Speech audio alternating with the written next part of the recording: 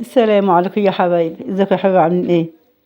يا رب تكونوا بصحة وخير. احنا معانا النهاردة هنعمل ايه؟ هنطبخ كوسة. طبعا كوسة جميلة وفايدة ومغذية كمان. معايا ربع كيلو لحمة، بشرت عليه بصلاية، حطيت عليه فلفل اسود، حبة ملح،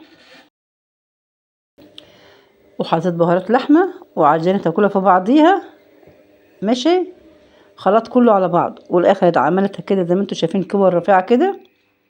ماشي، جميلة، بتبقى أكلة جميلة. بعملها كده على الكوسة، على البطاطس، وهاكلها بتمشي. والحتة ساقعة يعني الواحد عايز أي حاجة تدفيه كده في الشتا دي.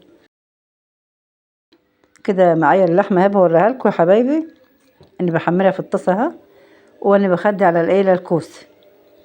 بشوح البصلاية بتاعت الكوسة، حطيت عليها فص توم، وعندي الطماطم كانت حبة متفرزين كده، حطيتهم على البصلاية عشان احنا مش بنحبها يعني ايه صلصتها كتير قوي يعني، بس هي طلعت حمرا وحلوة. الصلصة نفسها أصلا جميلة وحمرا اللي مخزناها دي.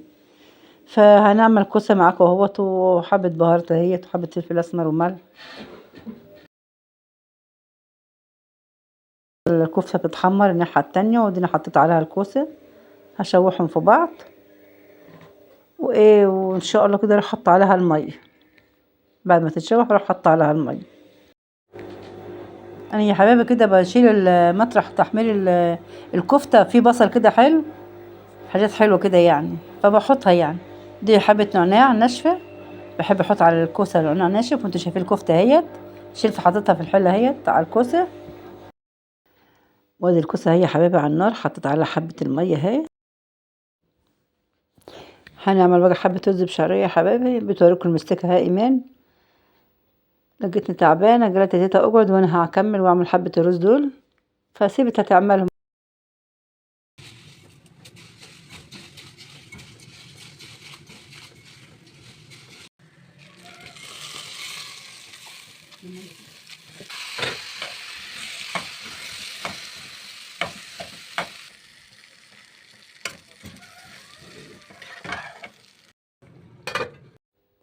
ظرفنا الاكل يا حبايبي اهو، خلصنا.